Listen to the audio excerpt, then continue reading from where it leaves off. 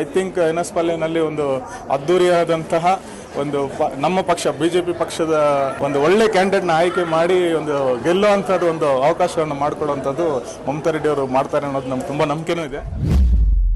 ಅವ್ರಿಗೆ ಸೈದ್ಧಾಂತಿಕ ಬದ್ಧತೆ ಇರತಕ್ಕಂತಹ ಮತ್ತು ಪಕ್ಷದ ಒಂದು ಸಂಘಟನೆಯಲ್ಲಿ ತನ್ನದೇ ಆದಂತಹ ವರ್ಚಸ್ಸು ಇರ್ತಕ್ಕಂತಹ ಒಂದು ಮಹಿಳೆಯರು ಇವತ್ತಿನ ಸಂದರ್ಭದಲ್ಲಿ ಮಹಿಳಾ ಪ್ರತಿನಿಧಿಗಳ ಅವಶ್ಯಕತೆ ಬಹಳ ಜಾಸ್ತಿ ಇದೆ. ಆ ನಿಟ್ಟಿನಲ್ಲಿ ಮೇಡಮ್ ಅವರು ಈ ಭಾಗದಲ್ಲಿ ಒಂದು ಮುನ್ನುಡಿ ಬರೀತಾರೆ ಅಂತಕ್ಕಂಥ ಒಂದು ಅಭಿಪ್ರಾಯ ನಮಗಿದೆ. ಇಲ್ಲಿ ಕೆಲಸ ಮಾಡ್ತೀನಿ, ಪಕ್ಷ ಸಂಘಟನೆ ಮಾಡಿ ಇಲ್ಲಿ ಎನ್.ಎಸ್. ಪಾಳ್ಯದಲ್ಲಿ ಏನೇ ಕಷ್ಟ ಆಗಲಿ ಇಲ್ಲಿ BJP ಬಾವುಟನ ಆರಿಸಲೇಬೇಕು ಅಂತ ಶತಾಯ ಗತಾಯ ಕಷ್ಟಪಟ್ಟು ಕೆಲಸ ಮಾಡ್ತಾ ಇದ್ದೀನಿ.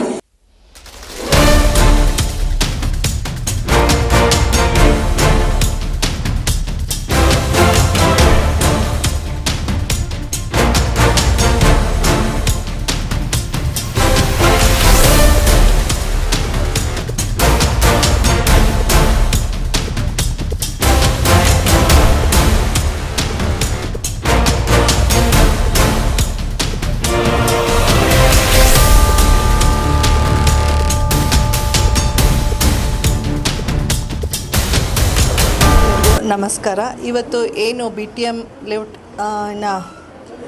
ಎನ್.ಎಸ್. ಪಾಳ್ಯದ ಮಮತಾದವರು ಆಫೀಸನ್ನು BJP ಕಚೇರಿಯನ್ನು ಓಪನ್ ಮಾಡಿದ್ದಾರೆ. ಅವ್ರಿಗೆ ಶುಭಾಶಯಗಳು.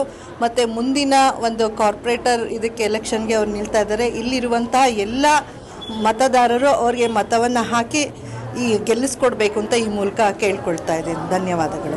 ಇವತ್ತು ನಮಗೆ ಮಮತಾ ರೆಡ್ಡಿಯವರು BJP ಪಾರ್ಟಿಯಿಂದ ಇಲ್ಲಿ ಕಾರ್ಪೊರೇಟ್ಗೆ ಆಕಾಂಕ್ಷಿಯಾಗಿದ್ದಾರೆ. ಅವರಿಗೆ ಇವತ್ತು ಆಫೀಸ್ ಉದ್ಘಾಟನೆ ಮಾಡಿದ್ದಾರೆ. ಅವರಿಗೆ ಶುಭವಾಗಲಿ ಅಂತ ಹೇಳಲಿಕ್ಕೆ ಇಚ್ಛೆ ಪಡ್ತೇನೆ. ಇಲ್ಲಿಯ ವಾತಾವರಣ ನೋಡಿದರೆ ಇವತ್ತಿನ ಜನಸಂಖ್ಯೆ ರೋಡಲ್ಲಿ ಹೋಗ್ತಾ ಇರುವಂಥ ಆಫೀಸ್ ಉದ್ಘಾಟನೆಗೆ ತುಂಬ ಜನ ಸೇರಿದ್ದಾರೆ. ಮುಂದಿನ ದಿನ ಅವರು ಖಂಡಿತವಾಗಲೂ ಗೆದ್ದೇ ಗೆಲ್ತಾರೆ ಅನ್ನೋ ಒಂದು ನಾವು ಆಶಯದೊಂದಿಗೆ ಅವರಿಗೆ ಶುಭವಾಗಲಿ ಅಂತ ಮತ್ತೊಮ್ಮೆ ಕೊಡ್ತಾ ಇದ್ದೇವೆ.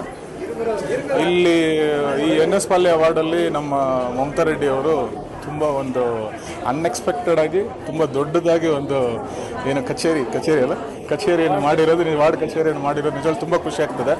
ಇದು ಎಲ್ಲ ವಾರ್ಡಿನ ಅಪೇಕ್ಷಿತರಾಗಲಿ ಆಕಾಂಕ್ಷಿಗಳಾಗಲಿ ಇದೆಲ್ಲರಿಗೂ ಒಂದು ಎಂಥೂಸ್ಟಿಕ್ ಪ್ಲಸ್ ಎನರ್ಜೆಟಿಕ್ ಒಂದು ಮೊಮೆಂಟ್ ಇದು.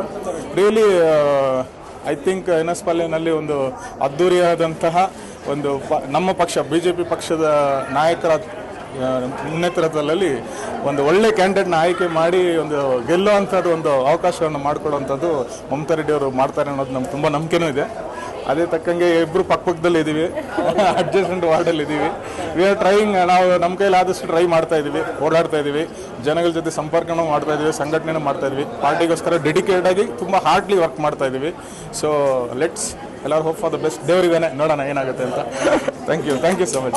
ಈ ಭಾಗದಲ್ಲಿ ಮಮತಾ ರೆಡ್ಡಿ ಮೇಡಮ್ನವರು ಇಷ್ಟೊಂದು ಅದ್ಭುತವಾಗಿ ಒಳ್ಳೆಯ ಒಂದು ಕಚೇರಿಯನ್ನು ಉದ್ಘಾಟನೆ ಮಾಡಿರ್ತಕ್ಕಂಥದ್ದು ಭಾರತೀಯ ಜನತಾ ಪಾರ್ಟಿಗೆ ಈ ಭಾಗದಲ್ಲಿ ಒಂದು ಶಕ್ತಿ ಬಂದಿದೆ ಸಂಘಟನೆ ಮಾಡೋದಕ್ಕೆ.